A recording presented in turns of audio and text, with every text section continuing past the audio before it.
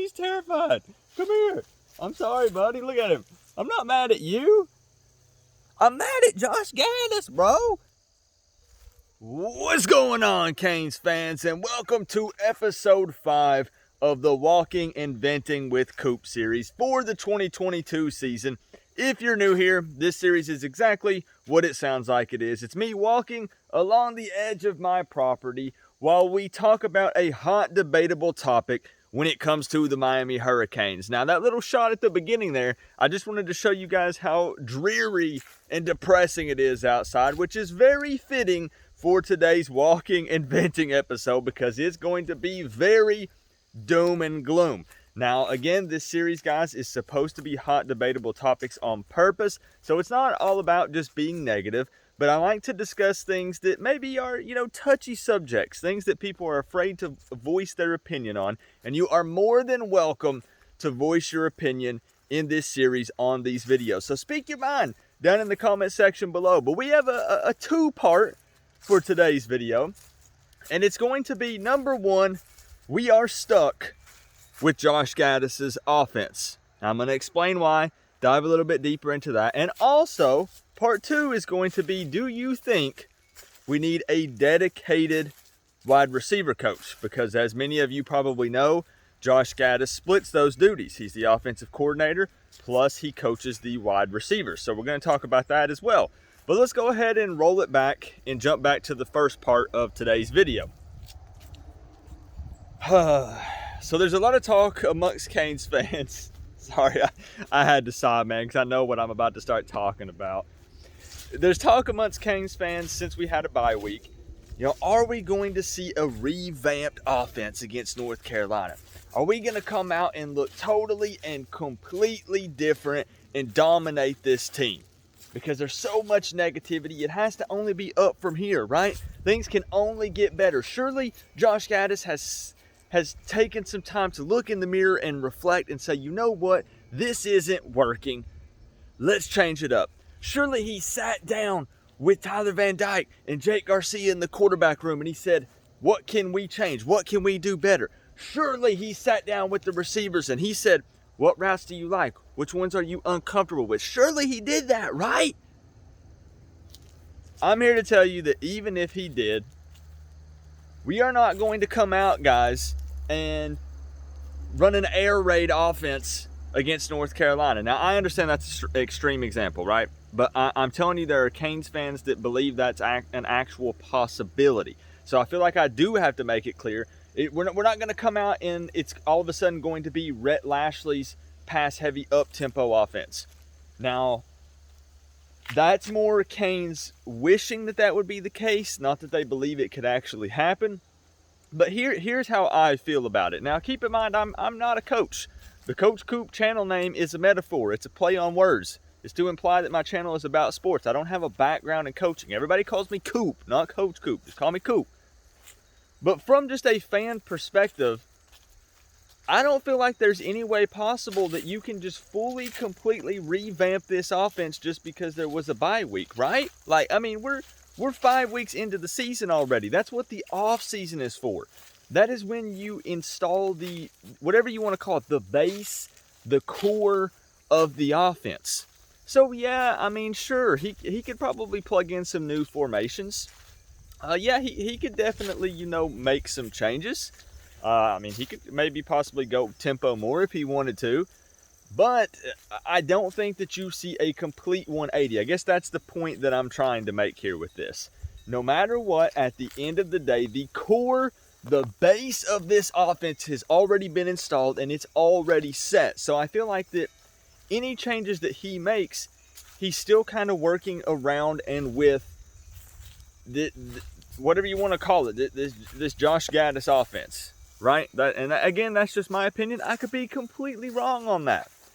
But I don't expect anytime soon to see anything vastly different with our offense, which I'm going to be honest is very depressing. Because if you want me to be blunt, which is what this series is, our offense sucks, period. Period. It just does. And yeah, I know people want to point fingers at the quarterback.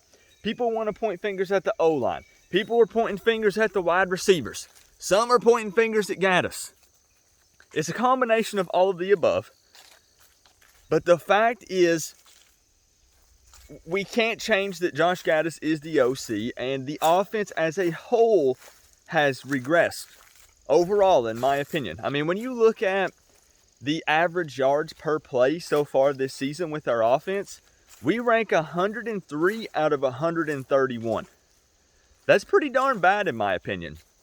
So we're not going to see anything crazy different with this offense. It is going to be what it is going to be, and overall, we're stuck with it for the remainder of the 2022 season. Do you guys think, have you been watching other college football games this season? I ask because, have you watched Michigan? Does Michigan look like they are missing Josh Gaddis right now? Because I'm going to go ahead and tell you they absolutely are not. And I know that Michigan fans try to tell us Miami fans, man, listen, you don't want Gaddis. We're telling you, we're warning you. And we were like, nah, bro. Like, we just stole the Broyles, I can't talk, the Broyles award winner from you guys. We just came in and picked him out. You guys are just jealous. We know what's going on.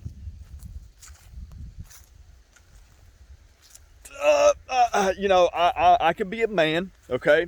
I can come on this platform and admit when I'm wrong about things. And I think that I think I was definitely wrong. Because no matter what, I just personally don't like this style of offense. And I think that it can work. There are definitely some execution issues. There are times when, the plays have been there. It's been the right play calls, and there's been drop balls and all this. But I still feel like at the end of the day, when I step back and look at this, I feel like that we're trying to force it.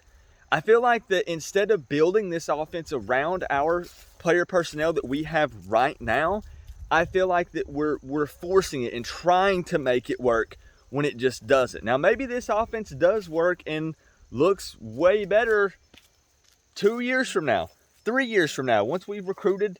We've got those big Polynesian guys on the O-line. We've looked up north and got some of those, what is it everybody says, those cornbread fed. You know what I'm saying? Like, maybe it looks a little different. But with the player personnel that we have right now, it just isn't working. No matter what, you can't say that Tyler Van Dyke looks confident. You can't say that the receivers look confident. Again, the body language just screams uncomfortable. So I am hoping and praying, though, that Gaddis did sit down in the bye week and take a look in the mirror, talk with the players, and say, let's try to make some changes. Realistically, what can we do? And hopefully we do see some improvement against North Carolina. I hope we do. But I'm just telling you, I don't think the changes are going to be that big. I think the offense is what it is, and it's going to be more of what we've seen over the last 4 weeks. I don't think that we see, that many changes. And to the group of people that say, hey, give Tyler Van Dyke some time. This is year one. Coop, you're overreacting. It's more than that. It's more than that. I'm willing to give it time, but I have to see some positives. I have to see some things that we can build off of. And right now, I don't like what I see, man. I just don't like what I see. I don't think that if we just continue to make no changes, so let's assume that the offense stays exactly what it has been. I don't think it looks any different in week 10 than it did in week 4. I mean, again, maybe guys get a little more comfortable, but there's too many other glaring issues. So I just don't think it looks that much different. And maybe I'm wrong. I will come on this platform and make a Josh Gaddis apology video. Man, I said I wasn't going to get worked up today. My neighbor's dog is just following me around. He's so confused. He's like, why is this guy yelling? Like, look, he's terrified. Come here. I'm sorry, buddy. Look at him. I'm not mad at you. I'm mad at Josh Gaddis, bro. Not you. My bad. Scaring him. We're scaring him. All right, I got to take it down a notch. Just kidding. We never do that around here. We're always high energy. So, man, I'm upset. I'm upset. Let's move on. Let's talk about the other subject, which is going to get me even more upset. Do we need a dedicated wide receiver coach? Because Gaddis is doing the play calling. He's designing this offense, and he's coaching the wide receivers. I can absolutely stand firm right here and say, yes, we freaking do. Yes, we need a dedicated wide receiver coach, because right now, in my opinion, Josh Gaddis has way too much on his plate. He needs to eat, sleep, breathe offense, and he needs to study it, and he needs to figure out how to make changes. And the last thing we need right now is him also having to worry about coaching the wide receivers, because that's a room that already struggled last year. You know, I know we had some guys that come in from the transfer portal and made a difference. We can say that, you know, initially we were like, wow, we're not seeing as many drop balls, right? But it was in games like Bethune-Cook. Guys, he's going to be the star of the show. Nobody's even going to care about Coop in this video. They're just going to be talking about the dog, man. But I feel like it's fair to say that the receiver group is also regressing as the season progresses. Regressing as it progresses. That makes no sense. It should be the other way around. So I feel like that Gaddis just has too much on his plate. And when you look at the college football coaching world as a whole, how many offensive coordinators out there also coach the wide receivers? I can confidently tell you it's not very many, because I went and checked every single team that right now is ranked in the top 25, and there is only one offensive coordinator that is listed that also coaches the wide receiver room, and that is Oklahoma State. Now that offensive coordinator, I'm drawing a blank on his name at the moment, but he also had a background as a wide receiver. He played wide receiver in college and in the NFL. So he has some, you know, experience actually playing the position. So maybe it makes a little more sense in that scenario. Gaddis played defense. He played safety, right? It was safety or corner. I think it was probably safety. So his background is defense. Now, there are a couple of OCs that also coach tight ends, but most of them are the offensive coordinator and they coach quarterbacks. Now, for us, we have Frank Ponce, who's the quarterback coach and passing game coordinator. I don't know, man. I don't know. We definitely need a wide receiver coach so Gaddis can just focus on being the offensive coordinator. But to kind of wrap this video up, because I'll just keep going and going, guys. I don't expect any changes right now, and you kind of can't do that, because it actually does put us in an even worse position, in my opinion. For all the Canes fans that are saying, fire Josh Gaddis, we're already sick and tired of it. I'm sick and tired of it too. But I will say that firing Josh Gaddis 5 weeks into the season does not help us, in my opinion. I mean, a lot of people are saying, okay, we'll put in Frank Ponce and let him call the plays. Same thing. Is he going to just burn the playbook and say, okay, we have a whole new set of plays, like this offense, we're just going to do something totally different 5 weeks into the season? I feel like that's a recipe for disaster. You might as well just probably forfeit the rest of your games and we'll just start over next year. That doesn't make sense. I feel like you're taking too many steps backwards at that point.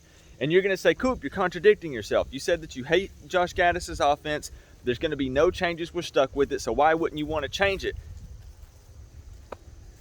What I'm trying to say, y'all, is when it comes to the offense, unless a Christmas miracle happens, we're kind of just screwed. We're stuck, right? We're stuck between a rock and a hard place, and there's not an easy way out of it until we reevaluate in the offseason for 2023, man. Now, on the bright side, the ACC is still wide open, man. I'm not saying we're going to win the Coastal. I'm not saying we stand any chance at doing that. I have no idea. But Georgia Tech just beat Pitt. I mean, what the heck, bro? So the Coastal is absolutely wide open, and we haven't played our first ACC game yet. But boy, I'm just telling y'all, I feel like North Carolina is going to hang 50+ on Miami. Mac Brown is looking at our defense and licking his chops. And the defense is a whole nother subject. So thank you, everyone who made it to this far in the video. This should have been a disclaimer at the beginning. I don't have time to talk about the defense in this video, man. I don't have time. We already discussed 2 subjects, 2 topics, and we're already 15 minutes in. So I don't have time to also bring up the defense and talk about the glaring issues we have there. I guess that's it. I don't have anything else to say. Like I said, it's not all doom and gloom, man. I'm still pumped and excited to watch the Miami Hurricanes play every single Saturday, man. I'm super frustrated again. I thought that even if you want to call this growing pains, even if you want to say let's give it time, which I'm all for that, man.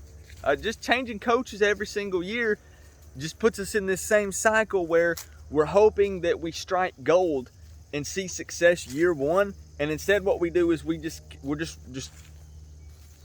continuing this cycle over and over. Oh, you're not good enough? Okay, well, hit the road. We're gonna bring in this guy. Please, let's hope he can take us to the promised land. Let's hope we love this. We don't.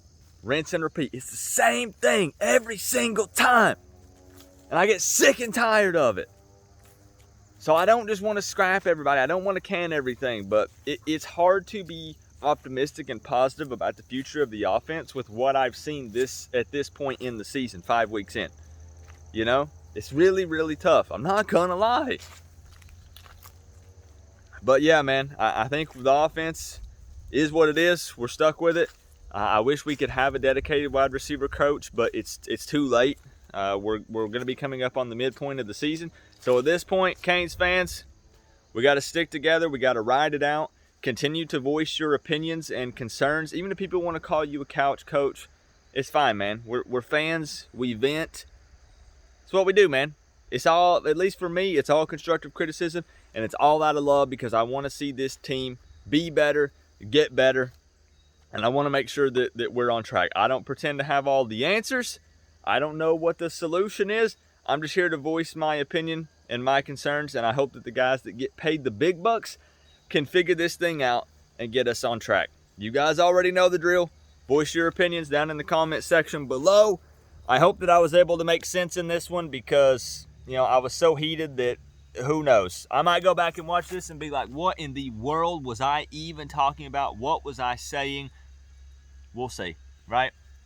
Hey, remember though, guys, we're all one big happy college football family, but at the end of the day, I gotta say, it's always better when you get to rep the U. Coach Coop, peace out. I'll see y'all in the next one.